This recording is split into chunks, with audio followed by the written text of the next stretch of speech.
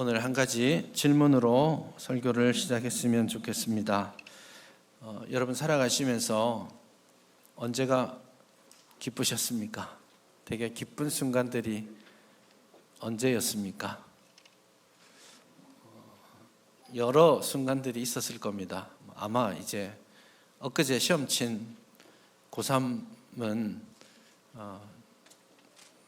좋은 소식을 들었을 때 전화가 와서 당신이 우수운 성적이 아니라 우수한 성적으로 합격했습니다.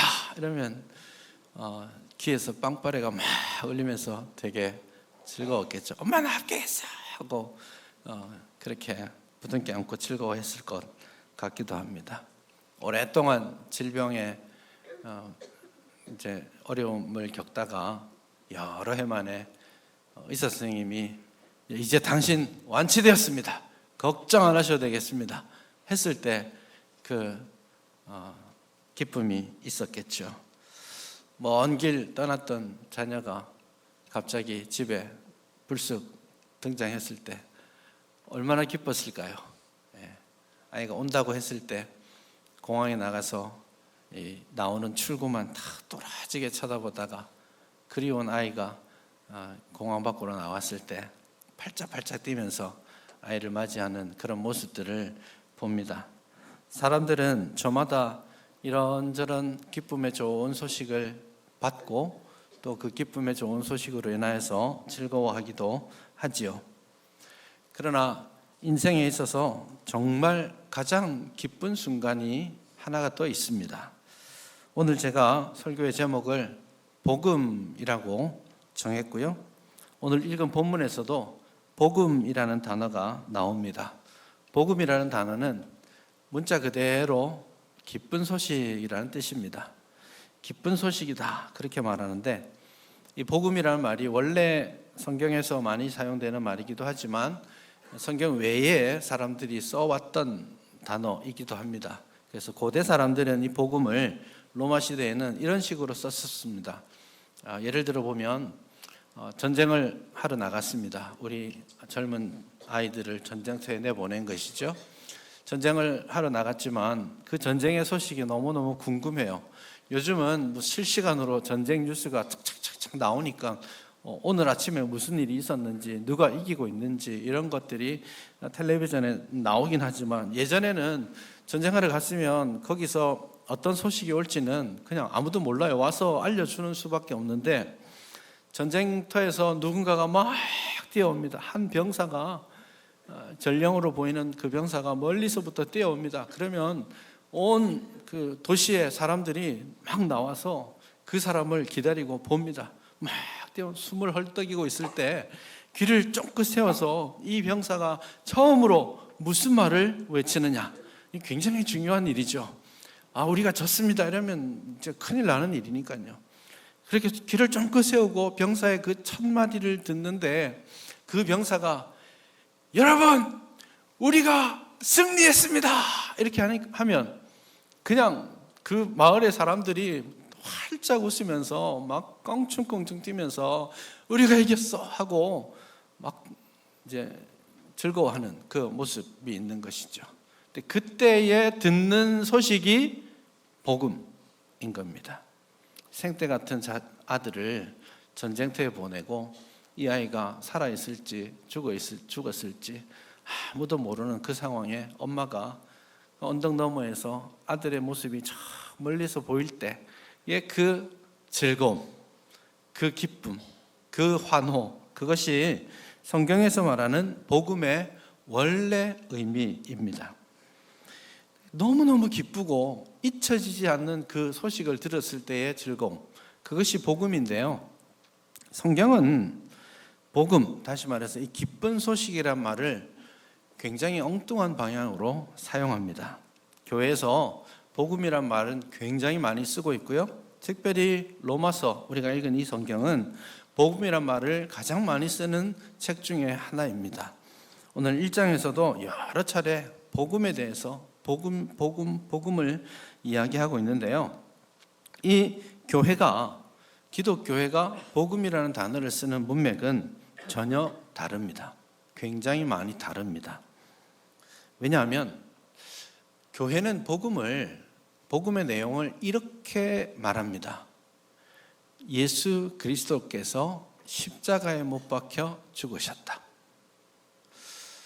여러분, 이 누군가가 십자가의 모진 고통을 견디다 못해 그 십자가 위에서 죽었어요. 그런데 교회는 그것을 기쁜 소식, 그것도 모자라서 세상에서 제일 복된 기쁜 소식이라고 말하고 있습니다. 좀 밸런스가 맞지 않습니다. 요즘 환절기도 되고 그래서 가끔씩 이 장례에 대한 소식들이 들려옵니다. 친구 아버님이 어머님이 돌아가셨다, 혹은 뭐 이런저런 장례 소식을 들으면 마음이 좀 슬퍼지죠. 무슨 말로 위로할 수 있을까 좀 걱정도 되고, 그래도 어깨 한번 두드려 주려고 먼 길 찾아가서 같이 눈물 흘리고 위로해주고 같이 슬퍼해주죠. 누군가의 죽음은 슬픈 소식입니다.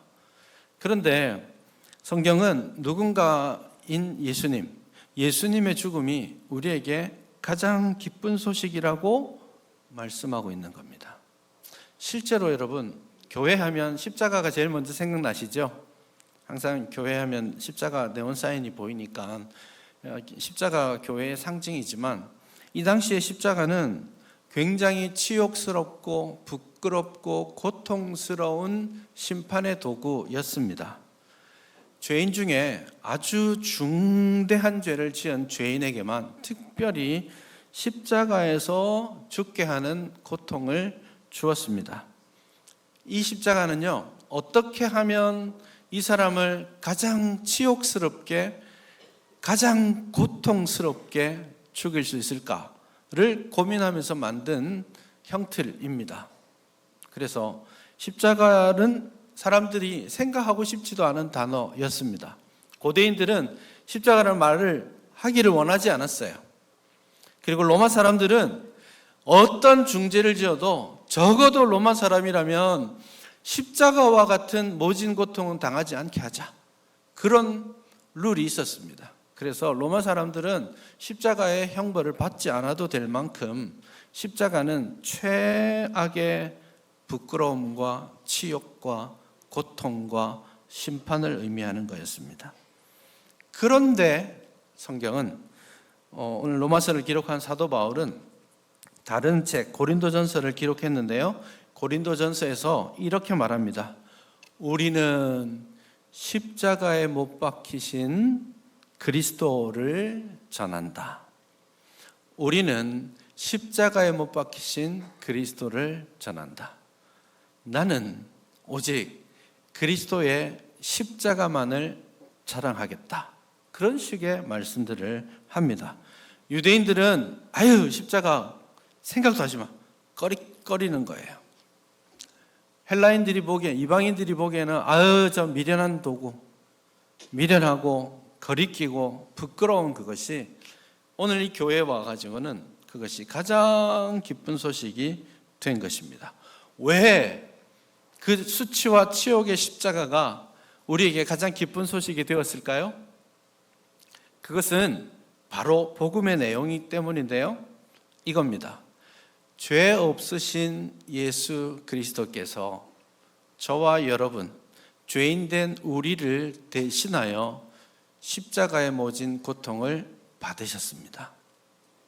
근데 그 받으심의 결과가 뭐냐면, 예수님의 그 고통의 결과가 뭐냐면 우리에게 자유와 기쁨과 구원을 주는 겁니다.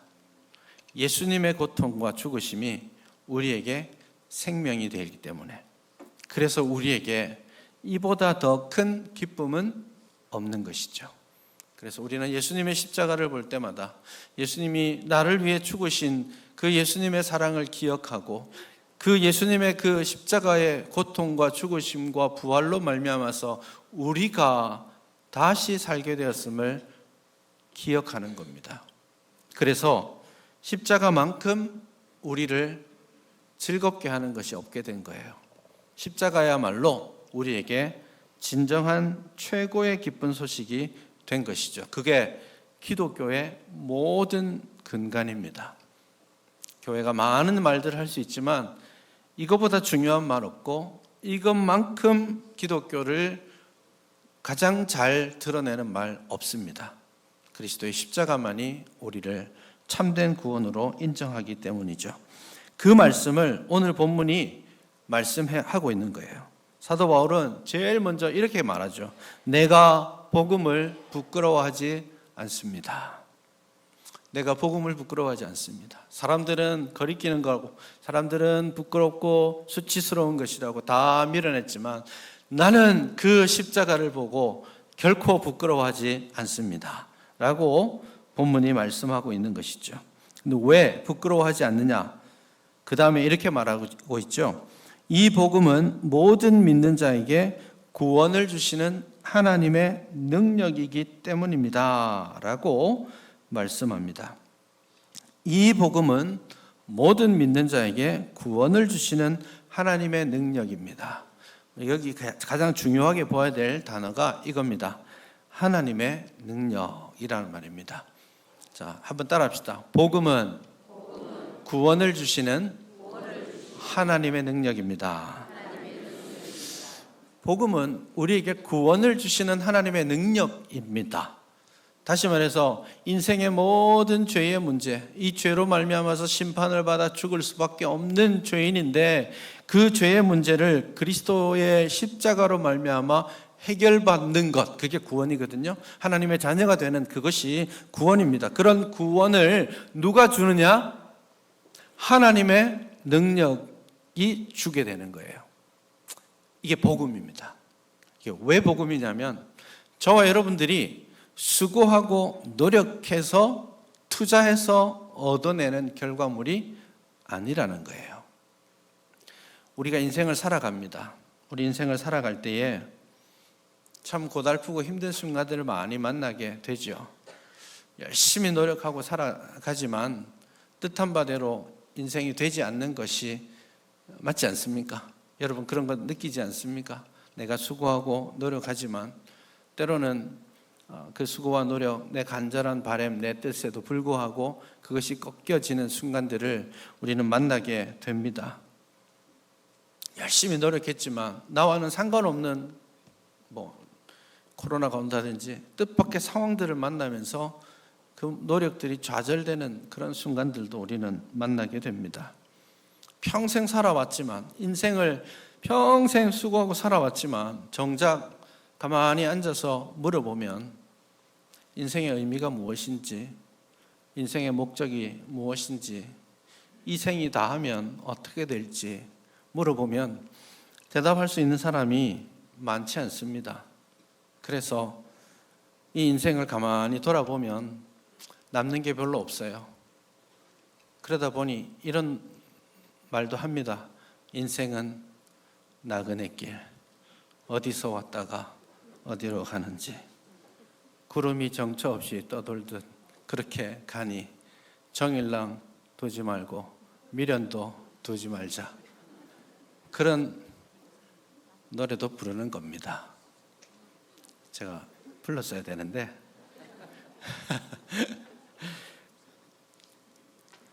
힘써 수고했지만 성경도 그렇게 말합니다. 우리 인생이 참 많은 일로 힘써 수고하는데 돌아서서 보면 내 손에 남은 것은 수고와 슬픔뿐이다. 그렇게 말을 하죠.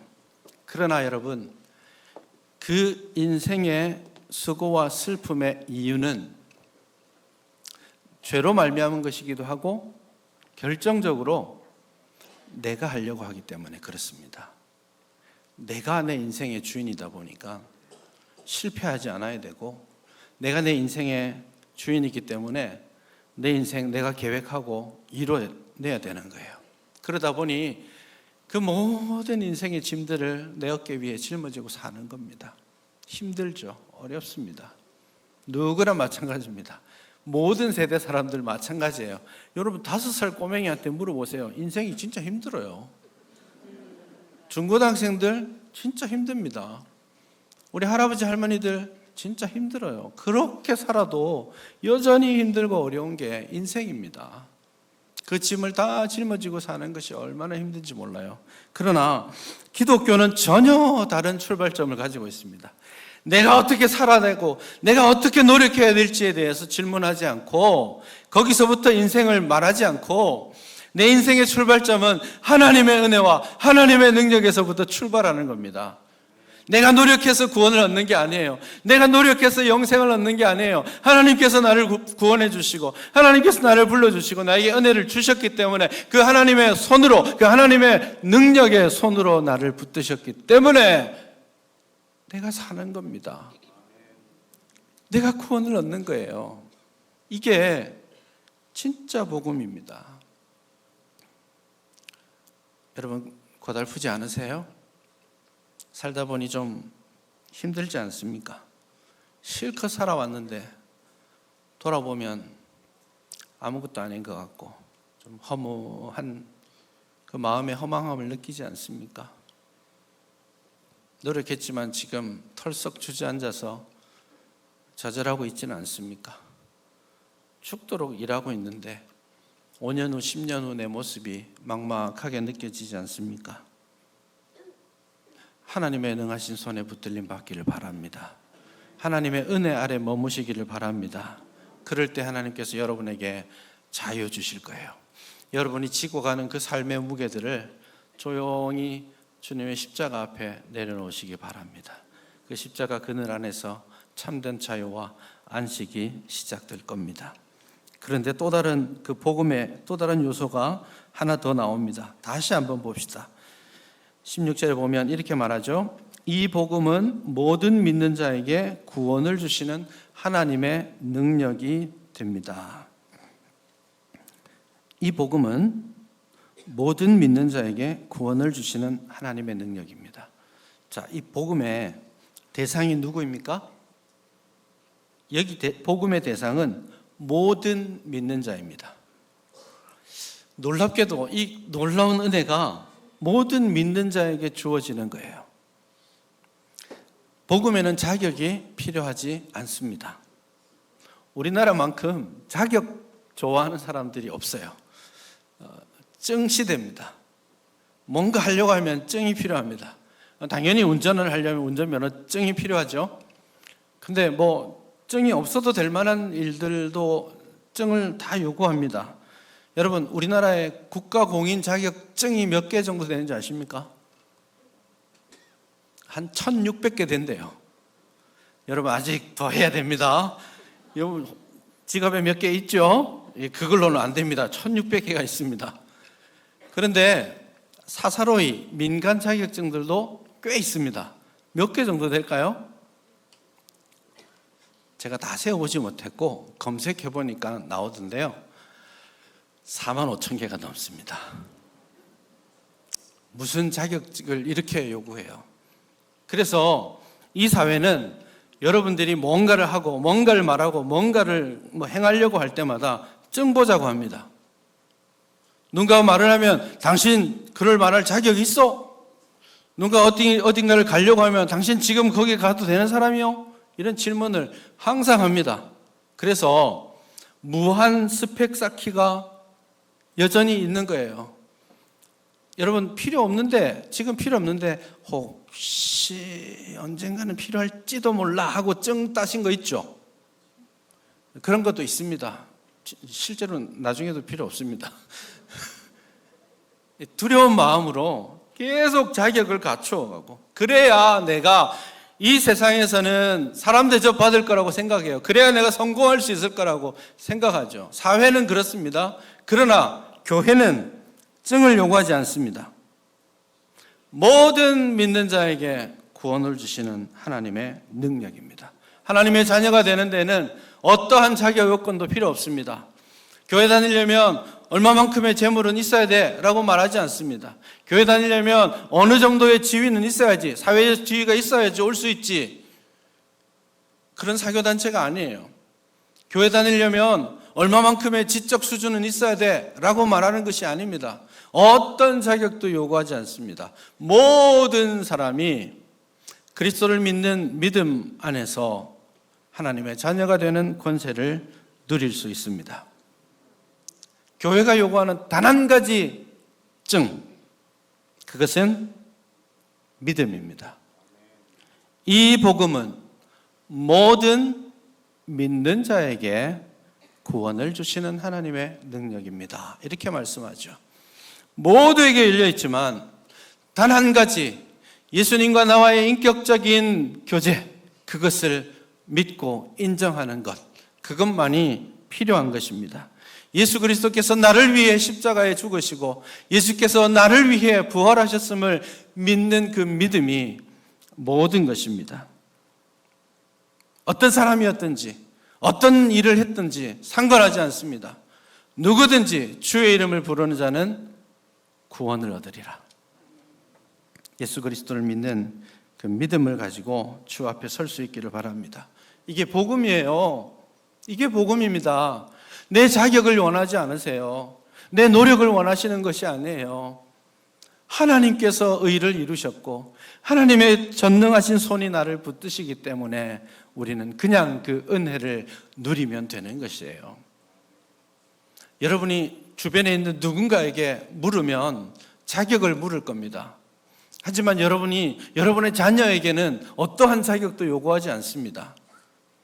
여러분이 누군가에게 어떤 호의를 베풀면 어떤 질문을 하겠습니까? 누가 갑자기 선물을 가져왔어요. 그러면 어떤 질문을 바로 하겠습니까? 왜요? 왜 선물을 주시죠? 이게 자격에 대한 질문입니다.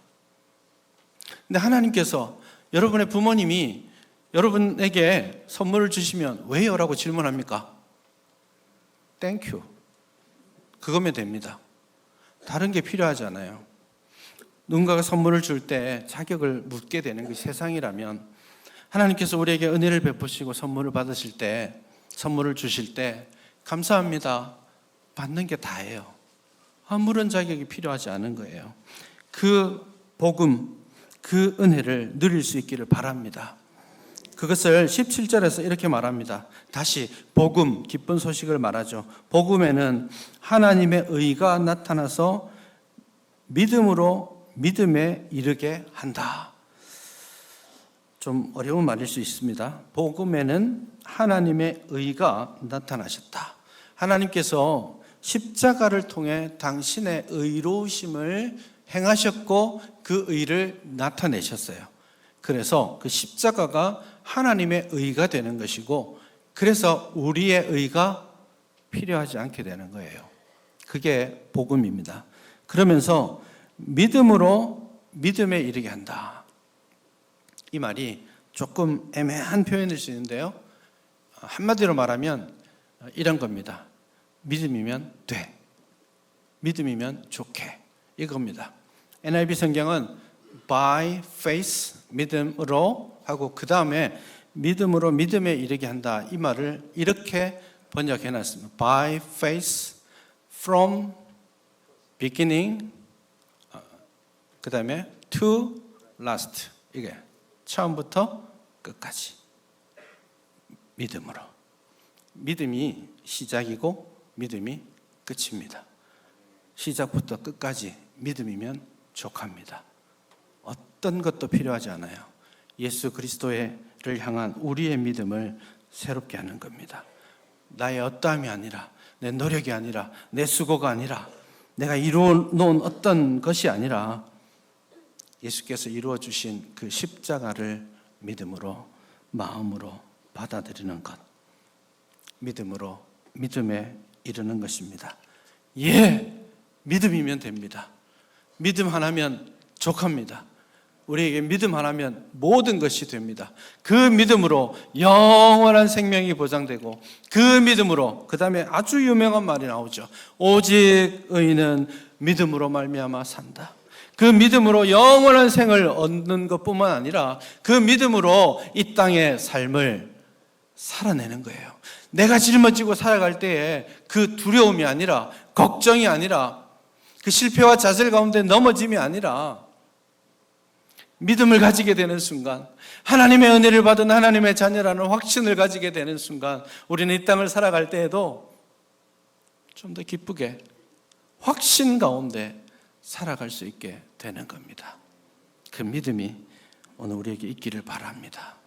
우리가 죄인 되었을 때 우리를 먼저 사랑해 주시고 우리를 구원해 주셨습니다. 우리가 죄인 되었을 때에, 우리가 죄가 무엇인지도 모를 때에 나로 하여금 그 죄를 깨닫게 하시고 회개케 하시고 하나님의 자녀가 되게 하셨습니다. 그 은혜를 믿음으로 받고 믿음으로 살아내는 우리 모두가 될 수 있기를 바랍니다.